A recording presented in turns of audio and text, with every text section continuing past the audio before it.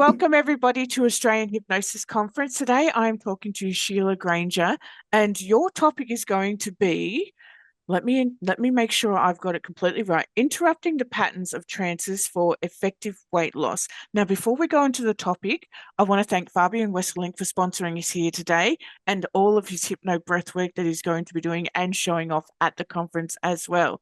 So, Sheila, I must admit, I'm a little bit starstruck because this is like the first time I've gotten to talk to you, and I'm just like, oh, okay. So tell us a little bit about you and what got you into this sort of weight loss sort of stuff. Well, I think when I first started up, which is 17 years ago now, I can't believe I've been in this profession full time for 17 years. Wow. I feel like I only started yesterday because there's so much we can do with it and so many different avenues we can go into. So I think, oh, that's great. I'm going to go and work in businesses or educational establishments. So I think hypnosis is just a, wildly exciting journey, really, of Yeah. where we can take it. But going back right to the very beginning when I started up, probably 80% of people who came to me came for weight loss. And I do think with weight loss, even when there's economies biting, people might think twice for paying for fears or phobias, but weight loss is always a thing, isn't it? Yeah. How many people want to lose weight at any one time? And I think probably at the time, 80% of people were coming to me for weight loss. So my business was based in a doctor's office. Hmm. And yeah, 80% were coming for weight loss. And it kind of worked for some people and not for others. And if you kind of followed the traditional dieting flow and used hypnosis to Hmm. amplify that, and it didn't really work because we know that diets don't really work, do they? No, never Um, have. I know, I know. It's only ever something we're going to do on a temporary basis before I go back to eating Mars bars, Hmm. So, and then I actually read a newspaper article. It was about some people in Spain who had come up with this. There was a newspaper article said they were getting people to imagine surgery, and these were the results that they were getting. And I thought, that is crazy. That is never going to work in That's a month nuts. or Yeah. nuts. Because my father-in-law at the time used to send me newspaper articles, hypnosis in the news. So he'd sent this through one Saturday morning, and it said in this article they were getting people to imagine surgery for a gastric band, and they were putting sounds and smells with it, like a real operating theatre. And Mhm. I'm like, this is nuts. This is nuts. This is never going to work ever, ever, ever. But I kind of pondered on it, percolated on it, and I thought, what I'm getting isn't great results, and I wanted better results for people, Mhm. because obviously better results, you're going to get more word of mouth, you're going to get more referrals, more people talking about you. And get a So I healthier think population as well. so we've got to be the best we can be at this.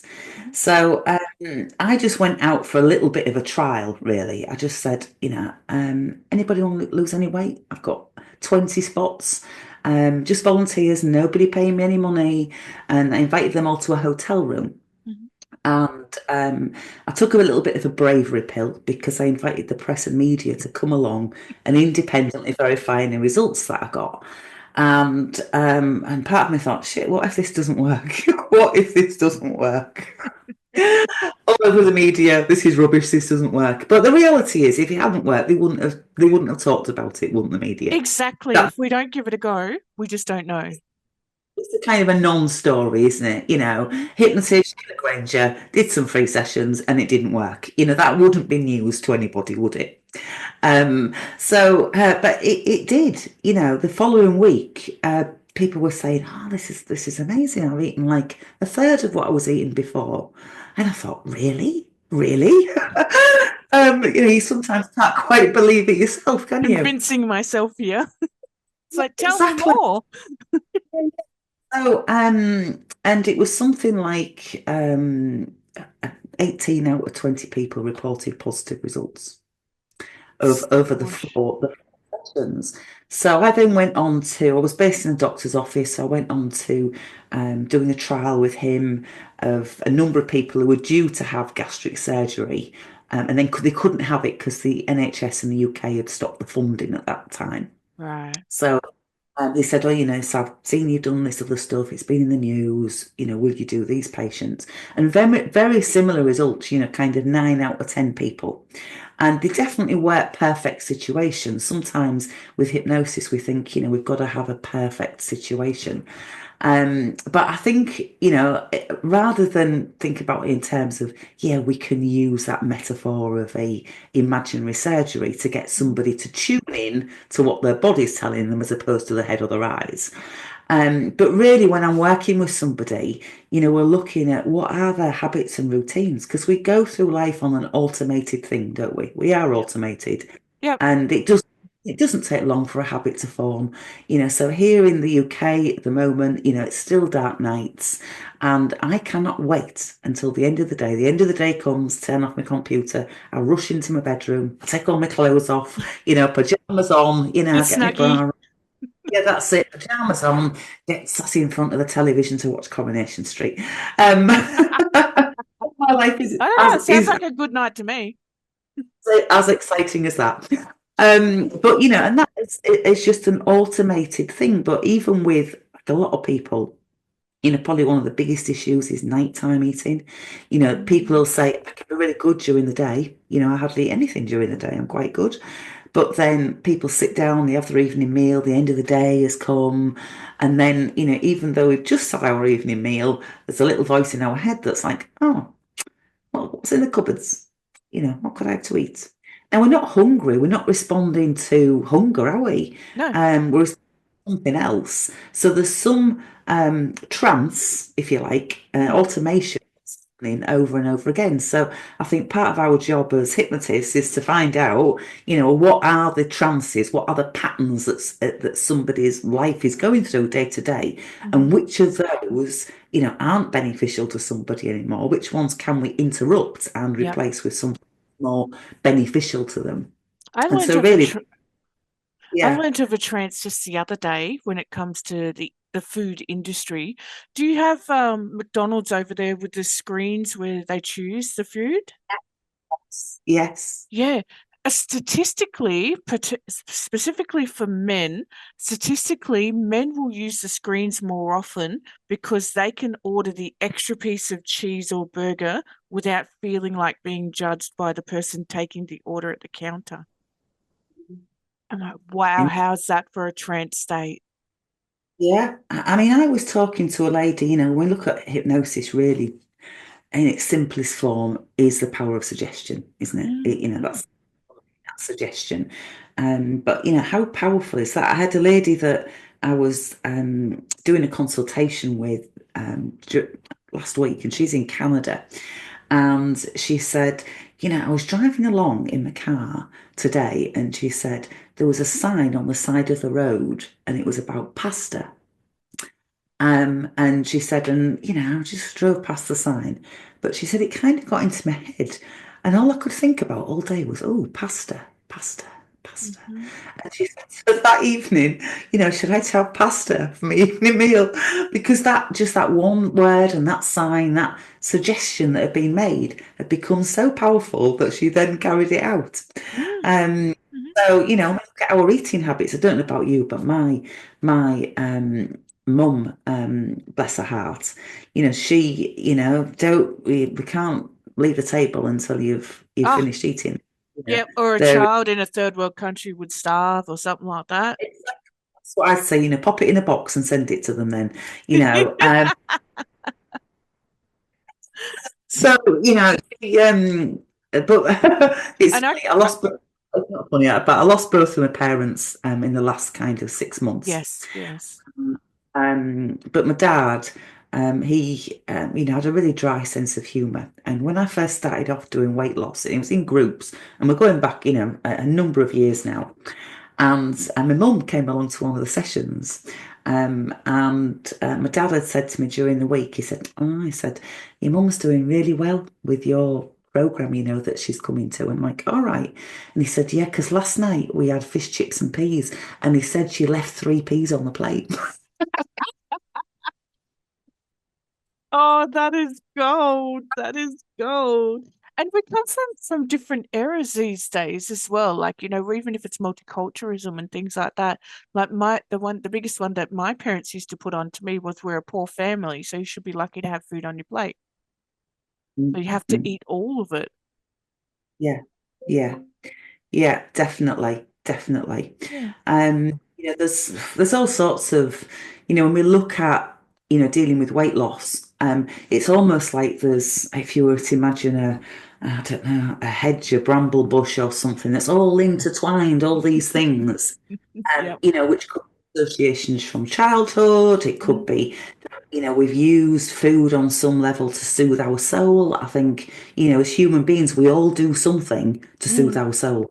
mm, Um, some people might turn to alcohol but we're just using something to soothe our soul in some way. mm, But if you put all of that together, and you have a client in front of you, it's like, well, where do you even start with this like massive associations? And so I sometimes think, we can start by putting some foundations back in place, which I think is where the virtual gastric band kind of comes in, because it starts to create a really quick win with somebody, yep. because when somebody comes to see you for weight loss, I don't believe that they immediately want to go and think about uncovering, back things and things that have happened in the past. Hmm. They come to lose weight. So, when are we actually going to do this? Yeah, let's So if do this and work on the other stuff later.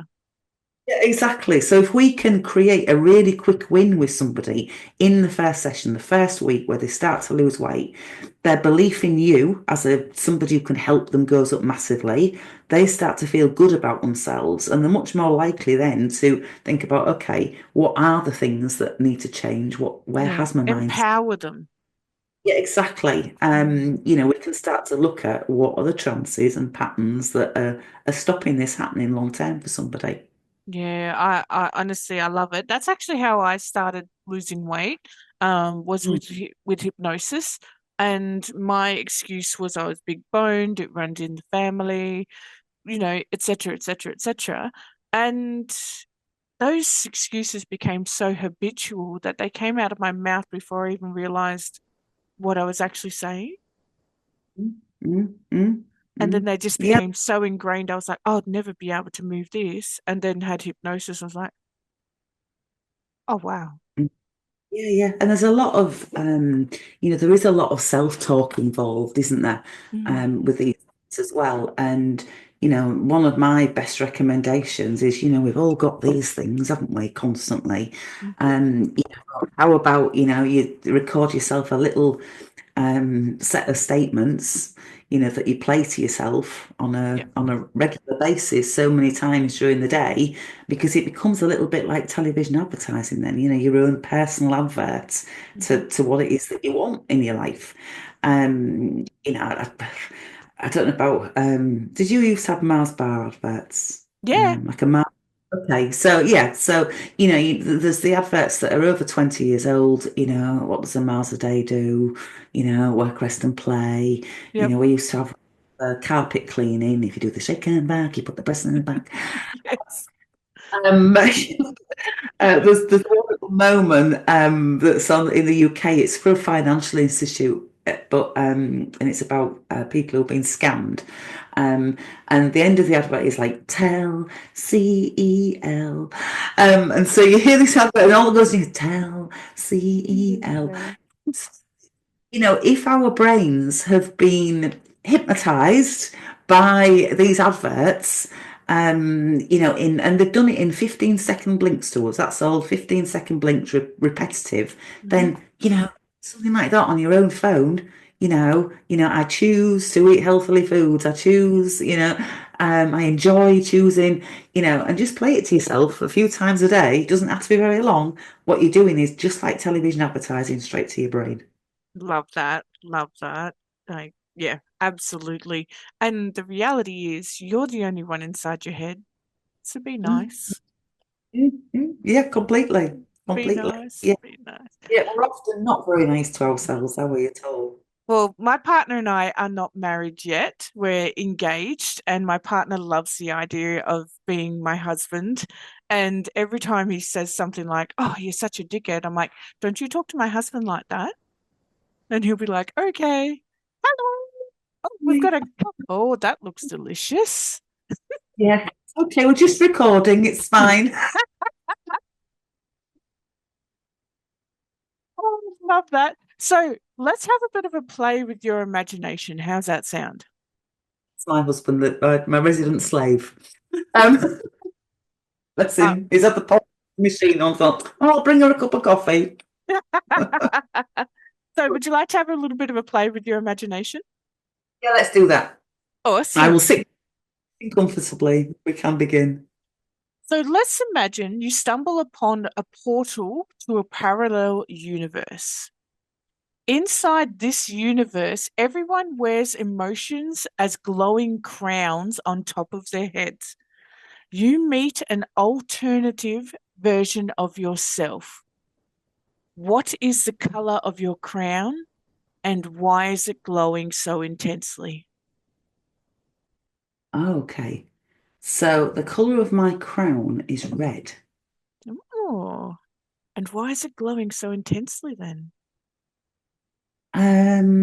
Creativity and I passion. I like that. I like that. So they've intertwined together then. Yes, the two things are intertwined. What's the message is that person giving to you? I'm just curious now. Mm. I think really the message is, to really go for it and live your life.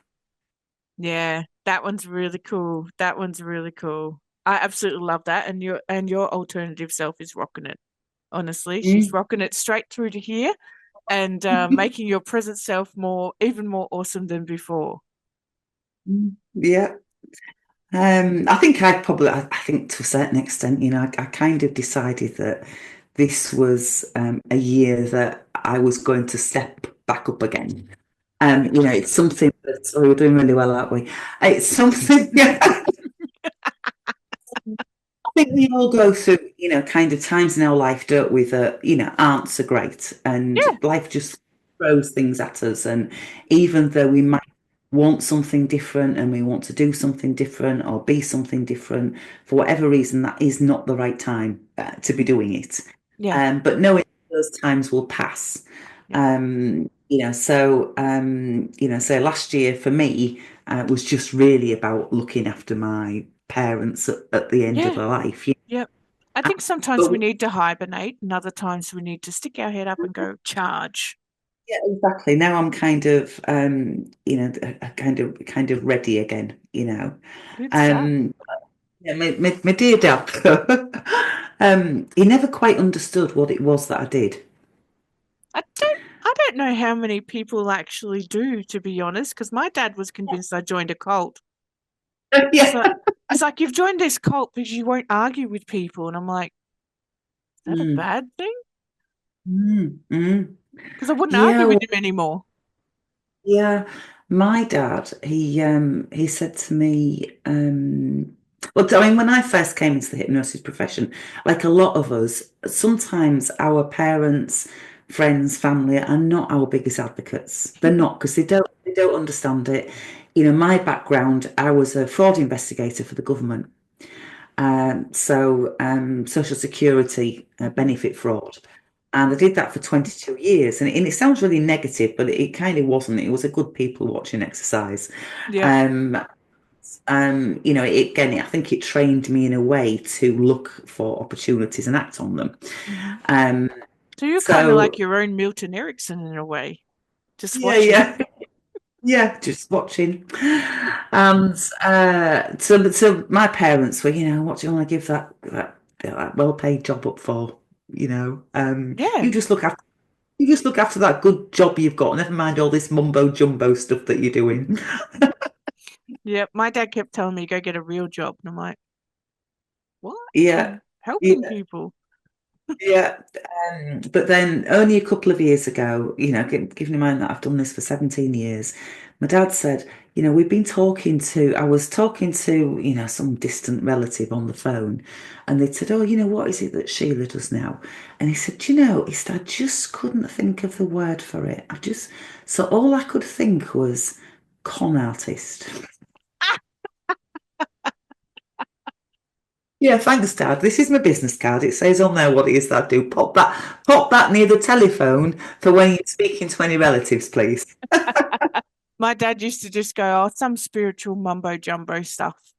Like, Yeah, yeah, yeah. okay, So each to I their think own. well, you've got to, surround yourself with people who are going to kind of keep you going on that journey and Yeah, yeah. people and motivate you to do more and want to be more.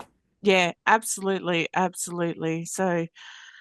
yes, I completely get where you're coming from. So, thank you for joining me here today, and thank you for everybody who has listened in on this conversation. Please come to Australian Hypnosis Conference because Sheila hasn't been to Australia in a number of years, and she's going to be there. She's going to be rocking it out with us. And I am sorry, but no one's going to bring you coffee whilst you're at the conference, but we will have all day help yourself free tea and coffee. So yeah. Yeah. Tell your other half he's awesome, okay? Slave. Love it. So thank you everybody for joining in. Grab your tickets and come and meet Sheila in person because she's awesome. See you Look everybody. forward Bye-bye. now. Bye bye.